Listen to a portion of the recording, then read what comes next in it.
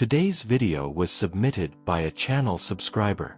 Don't forget to submit your stories, watch until the final reveal, like, and subscribe. In the first pinned comment, we have the link to our charity shop, with incredible products. Many people depend on our channels. Now, on to today's story.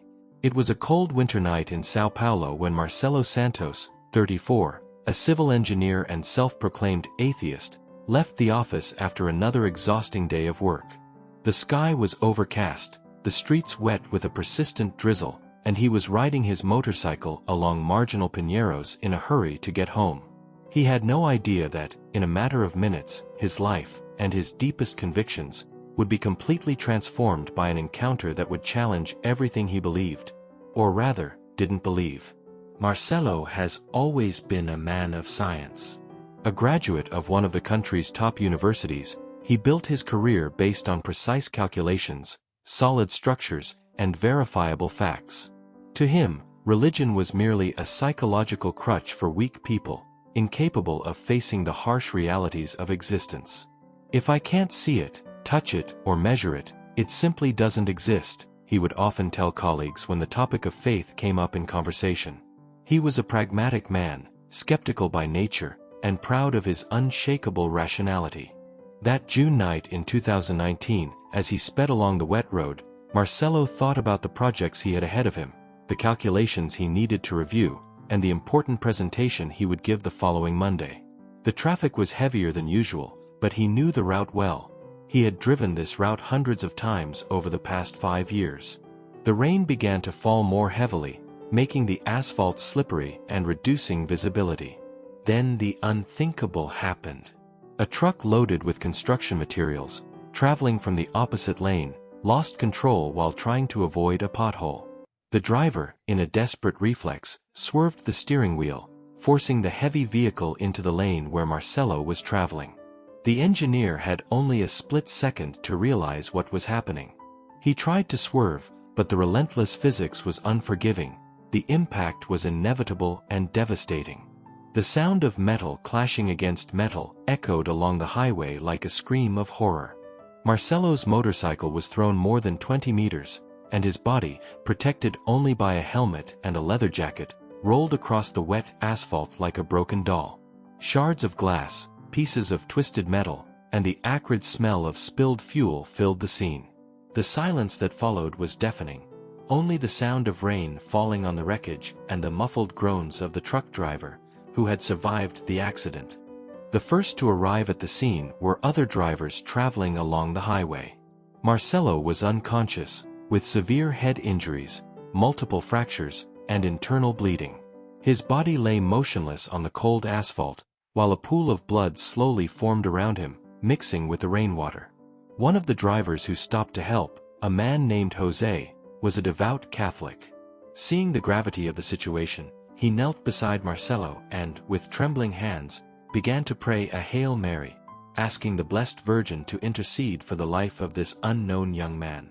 "Hail Mary, full of grace, the Lord is with thee," Jose murmured, tears mixing with the rain on his face. He didn't know Marcelo, didn't know his atheist convictions, but he knew that a soul was in danger and that only divine mercy could save it. "Blessed are you among women, and blessed is the fruit of your womb, Jesus." The ambulance arrived in 15 minutes, which seemed like an eternity to those who witnessed the accident. Paramedics found Marcelo in critical condition, with no stable vital signs, dilated and unresponsive pupils, and multiple injuries that threatened his life with every passing second. During the trip to the Hospital das Clínicas, his heart stopped twice, and both times the medical team managed to revive him, fighting against time and against all odds. At the hospital, the doctors spoke directly to Marcelo's family, who had been called in urgently. Dr. Eduardo Mendez, an experienced neurosurgeon with over 20 years of experience, explained the situation with the seriousness the case demanded. "His condition is critical. In addition to the external injuries, he suffered severe head trauma, with significant cerebral edema. We need to operate immediately, but I must be honest with you, the chances are slim. Even if he survives the surgery, the likelihood of him remaining in a vegetative state is very high. Marina, Marcello's wife of 8 years, burst into tears upon hearing the diagnosis. She knew her husband's personality well, his absolute disbelief in anything supernatural, but in that moment, faced with the possibility of losing him forever, something stirred in her heart. Even though she wasn't a religious person, Marcello had influenced her own beliefs over the years. She found herself searching for a higher power, a miracle that could bring her beloved back. The surgery lasted 6 hours. For 6 agonizing hours, Marina walked the hospital corridors like a lost soul, accompanied by Marcello's parents, Dona Conceição and Scu João. Conceição was a woman of deep faith, a practicing Catholic who had raised her son in the teachings of the church, but sadly watched Marcello drift away from religion during his university years. In that moment of despair, she prayed constantly, clutching her rosary tightly in her work-hardened hands. "My Our Lady of Aparecida," Dona Conceição whispered, "you who are the mother of all Brazilians, don't let my son die like this. I know he has strayed from your ways, but deep in his heart, there is still that boy who prayed with me before bed. Please, Most Holy Mother, perform a miracle." When Dr. Mendes finally emerged from the operating room, his expression was that of someone who had fought a difficult battle. "The surgery was successful in the sense that we were able to control the bleeding and reduce the intracranial pressure," he explained, slowly removing the surgical cap. "But the next period will be crucial. He is in a deep coma, and we don't know when, or if, he will wake up. The next few days will tell us a lot about the prognosis." Marcello was transferred to the ICU, where he would remain connected to a multitude of machines that monitored his every heartbeat, every artificial respiration, every sign of brain activity. The room was a sterile, cold space, illuminated by the constant white light of the monitors, where only the rhythmic sound of the equipment broke the heavy silence. Marina didn't leave her husband's bedside, holding his limp hand and talking to him, hoping that, somewhere in the darkness of the coma, he could hear her. The days turned into weeks. 3 weeks of vigil, of hope that wavered between moments of optimism and episodes of deep despair. Marina had lost weight, the circles under her eyes betrayed sleepless nights, and her heart was torn between her budding faith and the fear of losing the man she loved forever. Dona Conceição took turns caring for him with her daughter-in-law, bringing fresh flowers every day and praying incessantly at the foot of her son's bed. It was during the 4th week that something extraordinary began to happen. Marina had just arrived at the hospital for another day of vigil when she noticed something different in the room. On the nightstand beside the bed, where she usually kept only a glass of water and some medical papers, was a soft, mysterious perfume, a rose scent she had never smelled before. At first, she thought it was her imagination, perhaps the effect of stress and lack of sleep, but the scent intensified whenever she approached Marcello. "Nurse," Marina called, intrigued. "Do you smell this rose scent here in the room?" The nurse, an experienced woman named Rosa, a prophetic name, as she herself would later say, approached the bed and inhaled deeply. Her eyes widened in surprise and emotion. "Ma'am," she said, her voice breaking, "in 30 years of practice, I've only seen it a few times. This scent is not of this world. It's a sign that Our Lady is present here." Marina, still skeptical despite her despair, tried to find a logical explanation. Perhaps it was the flowers Dona Conceição had brought, or some floral-scented cleaning product. But Rosa, a devout Catholic who had witnessed similar cases throughout her career, knew she was dealing with something supernatural. "Mrs. Marina," she said with conviction, "I suggest you pray to Our Lady. Ask with faith, and you will see that miracles happen." That night, alone in the room with her unconscious husband, Marina made a decision she never imagined she would make. She knelt beside the bed, intertwined her fingers awkwardly, she hadn't prayed in decades, and began to talk to someone she had never truly believed in. "Our Lady," she began, her voice hesitant, "I know I have no right to ask for anything, because I've never believed in you. My husband doesn't believe either. Or didn't. But I don't know what else to do. If you truly exist, if you truly have the power to intercede for us, please bring my Marcelo back.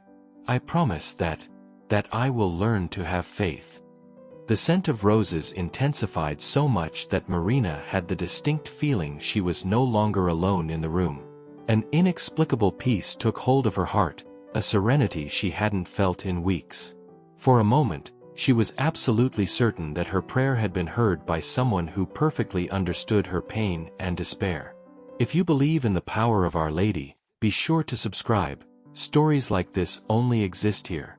It was the next morning that the first sign of the miracle manifested. Marina had fallen asleep in the armchair beside the bed, exhausted from the previous night's emotional vigil, when she was awakened by a sound she hadn't heard in almost a month, a low moan coming from Marcelo's direction. She opened her eyes quickly, thinking she might have dreamed it, but then she saw something that made her heart race. The fingers of her husband's right hand moved slightly. "Marcelo!" she exclaimed, jumping to her feet and approaching the bed. "Marcelo, can you hear me?" There was no verbal response, but she was certain she had witnessed movement. She called the nurse, who in turn called Dr. Mendez. When the neurosurgeon arrived in the room and performed routine neurological tests, he confirmed that there were signs that Marcelo was beginning to emerge from his deep coma. "It's a good sign," he said, though still cautious, "but we need to wait. The brain is a complex organ, and recovery can be slow and uncertain." Over the next 48 hours, progress was small but steady. Marcelo began to respond to painful stimuli, his eyes began to move beneath his closed lids, and his brainwave patterns showed increasing activity. Marina never left his bedside, chatting constantly with him, telling him about her day, friends' visits, and small bits of news from the outside world, always hoping that her voice would serve as a guiding thread to bring him back to reality. It was on a Wednesday afternoon, exactly 28 days after the accident, that Marcelo finally opened his eyes. Marina was reading a book, ironically, a biography of Saint Francis of Assisi that Dona Conceição had left in the room, when she noticed a change in his breathing. She looked up and found her husband's brown eyes, slightly unfocused but definitely open and aware. "Marcelo!" she cried, dropping the book to the floor and grabbing his hand. "You're back. My love, you're back." He tried to speak, but his throat was dry from weeks of intubation. Marina called the nurse, who quickly provided some ice water to moisten his lips. Gradually, Marcelo managed to utter his first words in almost a month. And what he said left everyone in the room completely stunned. She brought me back," he murmured hoarsely and weakly. "The lady, in blue, she brought me back." Marina frowned in confusion. "Who, my love? Who brought you back?" Marcelo closed his eyes for a moment, as if trying to organize fragmented memories of an experience impossible to describe with human words.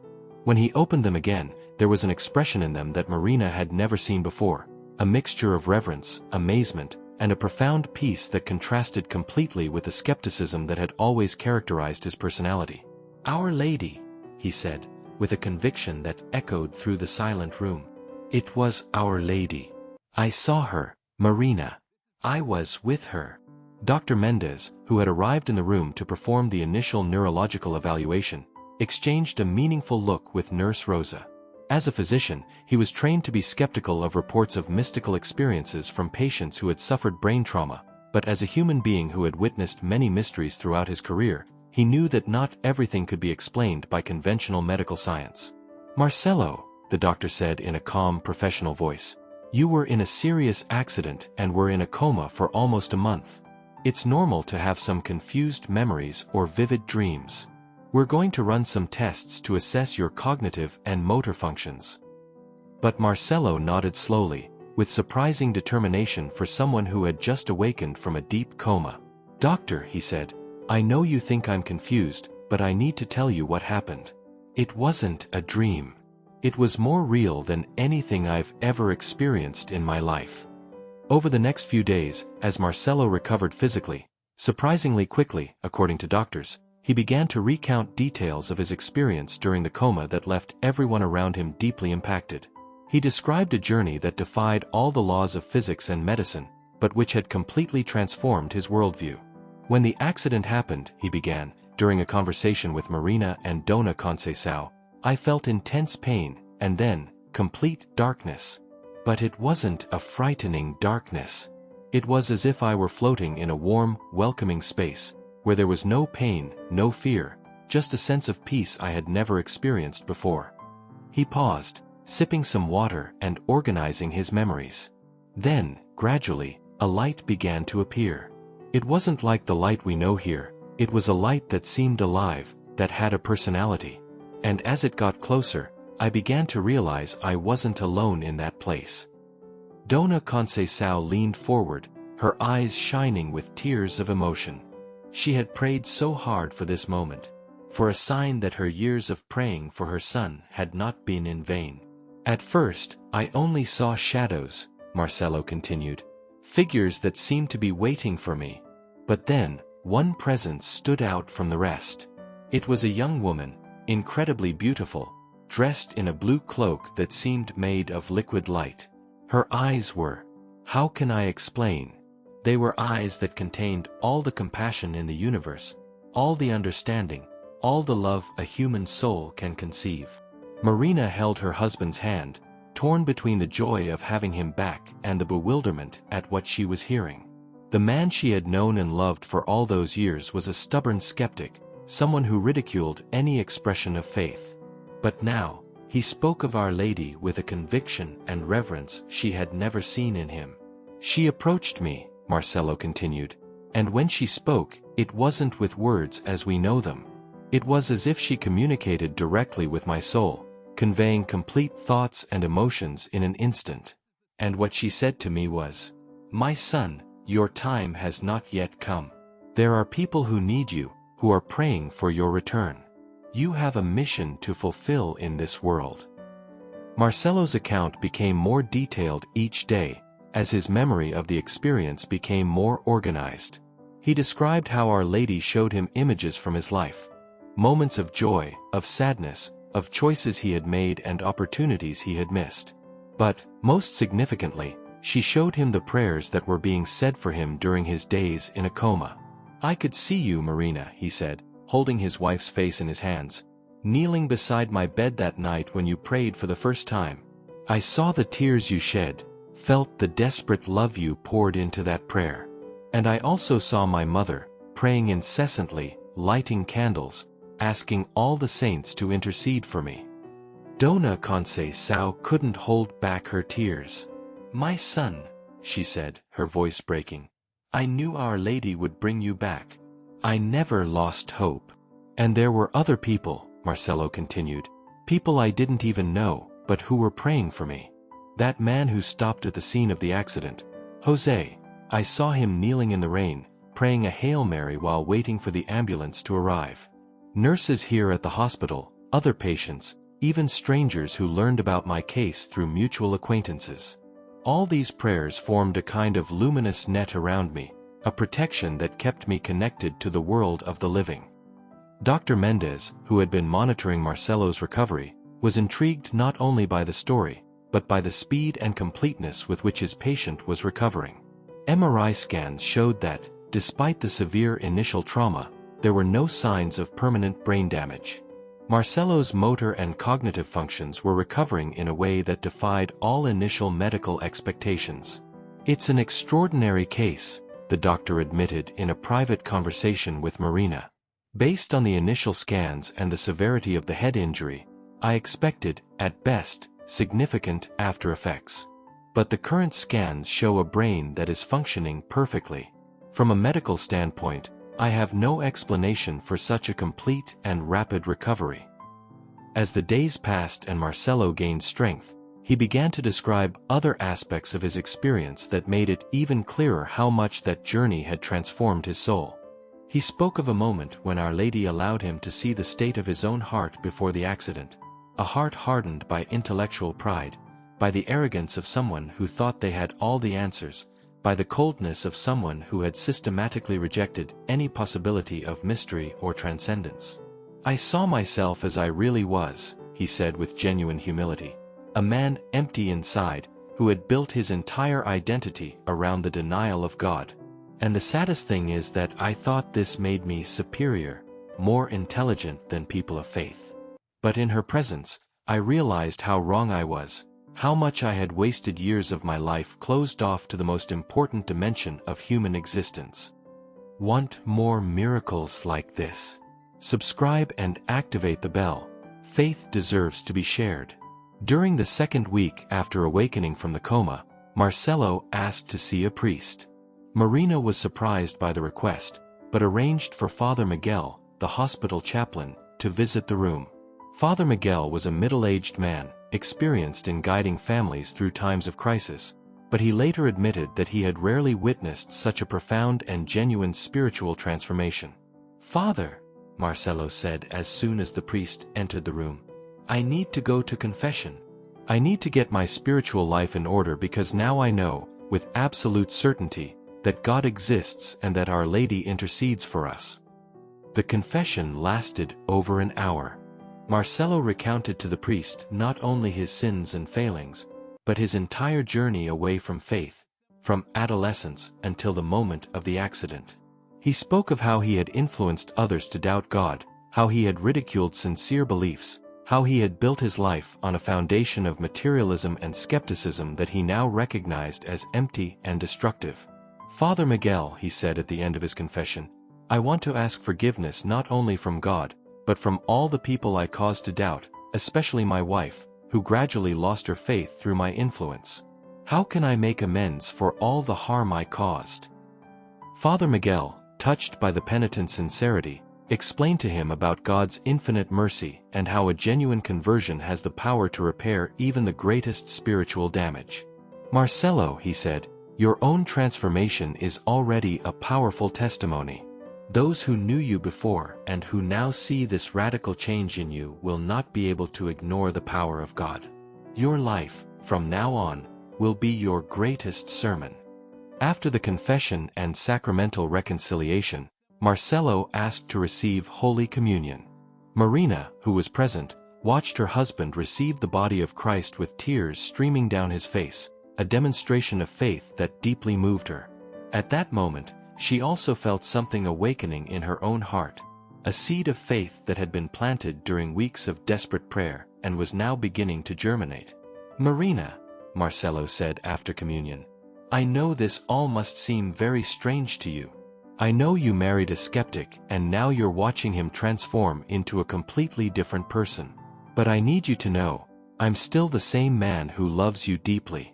In fact, I love you even more now, because I've learned what true love is in her presence." Marcelo's physical recovery continued to amaze doctors. Just 3 weeks after awakening from his coma, he was walking the hospital corridors, with only a slight limp that physical therapists said would disappear completely over time. Even more surprising was his mental clarity. There were no signs of confusion, memory loss, or any cognitive impairment typically expected after such severe head trauma. During this time, news of his miraculous recovery began to spread throughout the hospital and the community. Nurses, doctors, and other staff came to visit him, some out of professional curiosity, others driven by faith. Marcelo welcomed everyone with patience and humility, sharing his experience without ever trying to force his new convictions on anyone, but also without hiding the transformation that had occurred in his life. One of the most moving visitors was Jose, the driver who had stopped to help at the scene of the accident and who had prayed over Marcelo's unconscious body that rainy night. When Marina managed to locate him through police records and invited him to visit the hospital, the encounter between the two men was deeply moving. "I never expected to see you again," Jose said, tears welling in his eyes. "Much less to see you recover like this. When I saw you that night, I thought you wouldn't survive. That's why I prayed so much, that at least your soul would find peace." Marcelo embraced Jose with sincere gratitude. "My brother," he said, "your prayers were fundamental to my return. Our Lady showed me you kneeling in the rain, praying for a stranger. That is true Christian love, and I will never forget what you did for me." Jose, a simple man who worked as a bus driver, was deeply moved to learn that his prayers had been instrumental in a miracle. "I've always believed in the power of prayer," he said, "but I never thought I would see a miracle like this up close." As the day of his hospital discharge approached, Marcelo began to plan what his life would be like from then on. He knew he couldn't simply return to his previous routine as if nothing had happened. The experience he'd lived through had radically shifted his priorities. He spoke at length with Marina about these changes, worried about how she would react to the transformations he knew were necessary. "Marina," he said one quiet afternoon, as they watched the city bustling by through their bedroom window, "I know my conversion is affecting your life too. You married a skeptic and now have a practicing Catholic husband. I don't want to force anything on you, but I also can't deny what I experienced and what I now know to be true." Marina had spent the last few weeks reflecting deeply on everything that had happened. Her husband's transformation, the inexplicable scent of roses in the bedroom, the medical recovery that even the doctors couldn't fully explain, all of this had created fissures in her previous skepticism. "Marcelo," she replied, "I can't pretend I didn't see everything that happened. Maybe I'm not ready for a conversion as radical as yours, but I can't deny that there's something bigger than us ruling the universe." It was then that she made a confession that surprised her husband. "That night when I prayed for the first time, asking Our Lady to bring you back, I felt something. A peace, a presence. At the time, I thought it was just desperation, but now, seeing everything that happened afterward, I think maybe it was really her listening to me." Marcelo held his wife's hands tenderly. "My love," he said, "each person has their own path to faith. You don't need to rush. The important thing is that you are open, and I see that you are. Our Lady will guide you in her time, in her way." The day before their hospital discharge, a final episode occurred that definitively cemented Marcelo's faith and planted even deeper seeds in Marina's heart. It was night, and Marcelo had just finished his prayers, a habit he had fervently resumed since waking from his coma, when the room was once again filled with that unmistakable scent of roses. Marina, who was packing for the return home, immediately stopped what she was doing. "Are you feeling it?" she asked in a whispered voice. Marcelo nodded, his eyes filling with tears of gratitude. "She's here," he said simply. "She came to say goodbye." For a few minutes, they both remained silent, enveloped by an atmosphere of peace and sacredness that transformed the sterile hospital room into a chapel. Marina, who was still struggling with her own doubts, had an experience in that moment that would change her life forever. For a split second, she had the distinct impression of seeing a soft light in the corner of the room, a maternal presence radiating unconditional love. "My God," she murmured, falling to her knees beside the bed. "She really exists. She really is here." In that sacred moment, Marina understood there was no turning back. All her resistance, all her skepticism built up over the years, crumbled before the maternal presence that enveloped the room like an invisible embrace. She began to cry, not tears of sadness, but of relief, of recognition, of a soul finally finding its way home. "Our Lady," she said between sobs, "forgive my hardness of heart. Forgive all the years I closed my ears to your voice. I want to learn to have faith. I want to learn to be your daughter." The scent of roses lingered in the room for nearly an hour, as the couple prayed together for the first time in all their years of marriage. When it finally faded, they both knew their lives would never be the same. They had been touched by the divine in a way that no philosophical or scientific arguments could ever deny or explain. The next day, Marcelo was discharged with a report that Dr. Mendez described as inexplicable by conventional medical standards. All the tests showed a complete recovery. There were no neurological sequelae, the fractures had healed perfectly, and even the external scars were healing with surprising speed. "Marcelo," the doctor said during the final consultation, "in over 20 years of neurosurgery, I've never seen a recovery like yours. From a scientific standpoint, you should have permanent scars. But you're going home completely cured. If that's not a miracle, I don't know what is. The return home was a symbolic milestone in Marcelo's new life. The first thing he did upon entering his apartment was to kneel in the living room and thank God for the life he had regained. Marina, still shy in her nascent faith, knelt beside him. Together, they prayed a Hail Mary. She whispered the words she had heard Dona Conceição recite hundreds of times, but which only now made sense in her heart. In the days that followed, Marcelo began to completely restructure his life. He continued working as an engineer. His professional competence had not been affected by the accident, but his approach to work changed radically. He began to see each project as an opportunity to serve God through service to others. His constructions were no longer just concrete and steel structures, but contributions to a more humane and fraternal society. The most visible transformation, however, was in his spiritual life. Marcelo began attending Mass daily, whenever possible, and dedicated at least an hour each day to prayer and reading Scripture. He had asked Father Miguel to guide him in his Catholic formation, recognizing that there was much to learn and make amends for. "Father," he said during one of their spiritual direction meetings, "I feel I need to make up for all the years I wasted away from God. How can I use this second chance I've been given to make a difference in the lives of others?" Father Miguel smiled with the wisdom of someone who had accompanied many journeys of faith. "Marcelo," he replied, "God doesn't ask us to make up for the past, but to live fully in the present He offers us.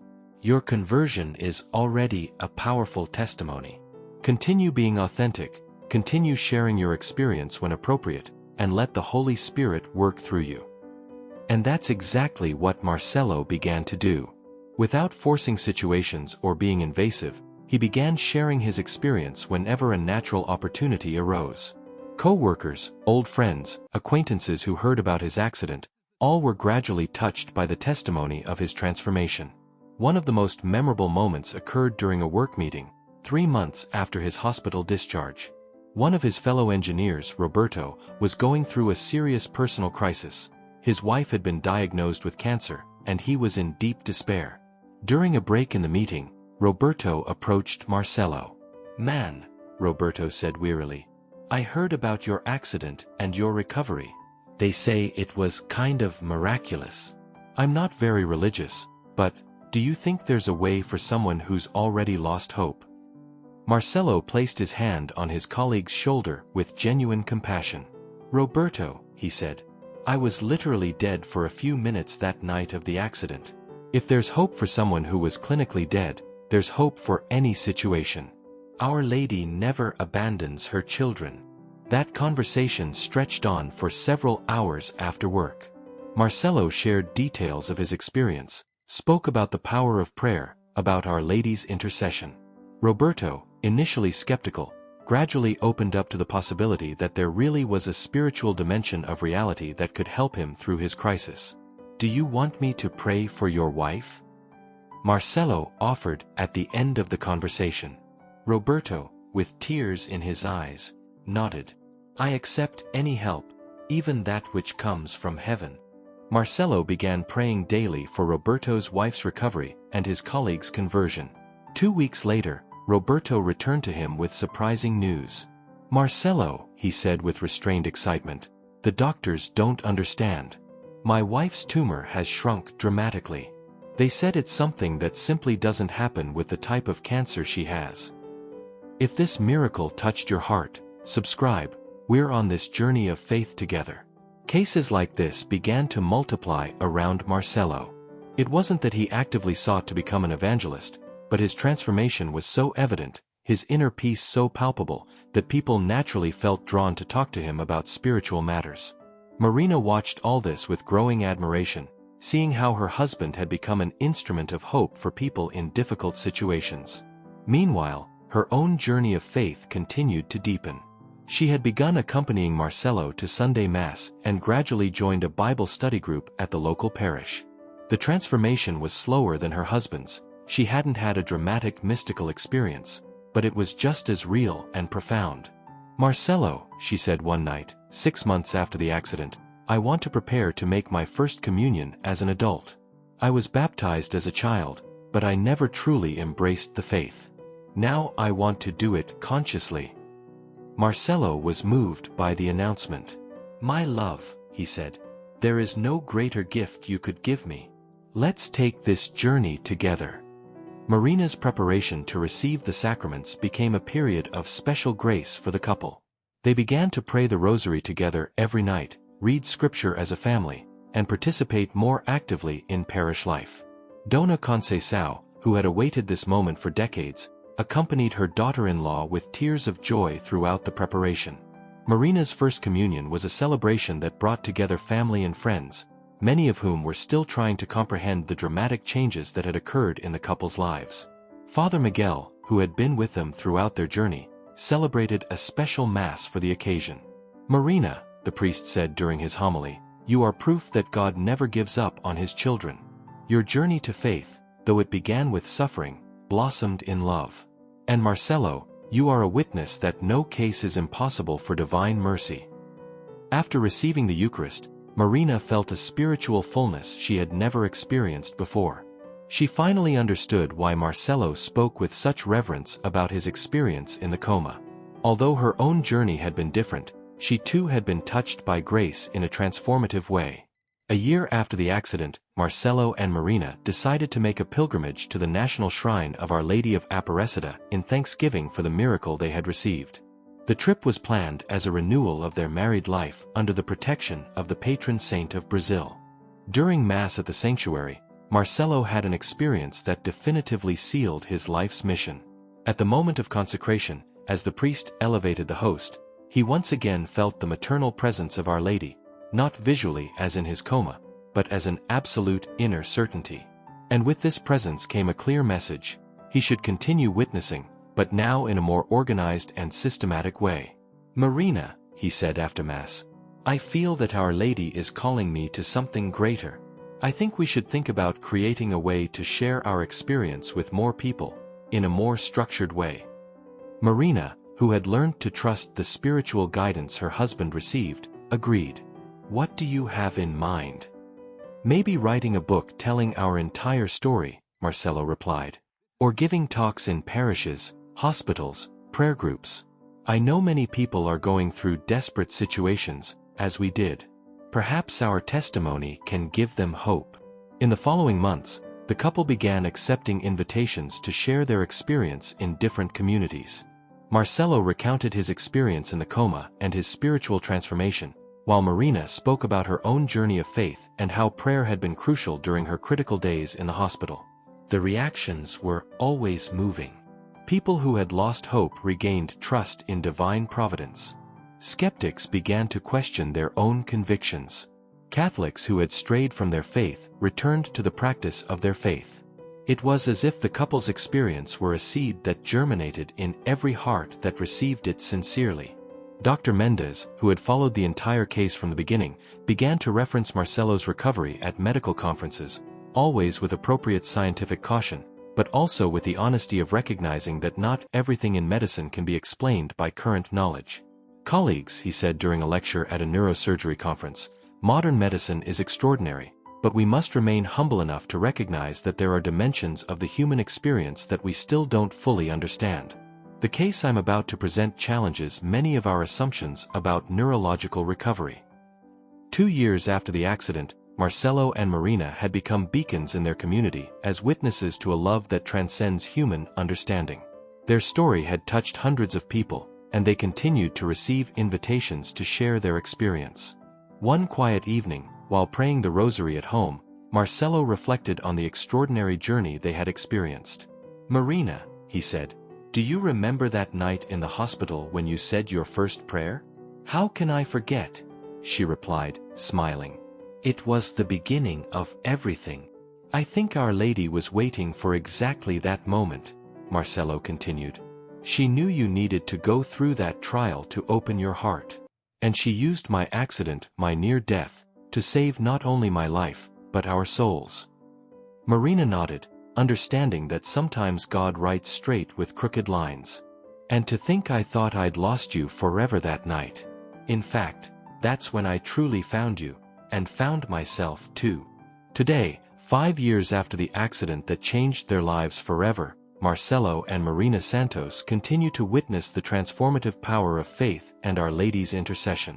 They know they were chosen to live an extraordinary experience not for their own glory, but to be instruments of hope in a world that often loses the ability to believe in the impossible. And whenever they tell their story, whenever they see a soul opening to faith, whenever they witness a hardened heart softening before divine love, they remember that scent of roses that filled the hospital room, reminding them that Our Lady never abandons her children, not even, or especially, those who thought they had abandoned her. Marcelo Santos's miracle was not just his recovery from a coma, but the complete transformation of 2 lives that learned that, for God, there are no impossible cases, only hearts that have not yet fully opened to receive His infinite love. So, this story touched your heart, didn't it? If you were moved by this true testimony, you can send us your story in the comments and leave a like below. This really helps us continue sharing these stories that show the beauty of life. If you're not yet subscribed to the channel, subscribe now and activate the bell. Every day there's a new story that will inspire you. And don't forget to access our charity shop in the first pinned comment. We have incredible products, including the devotional for the year, perfect for strengthening your faith and that of your family. Tell us in the comments, where are you watching from? Share this video with someone you love. Thank you for watching this far. May God bless you and your loved ones. See you in the next video.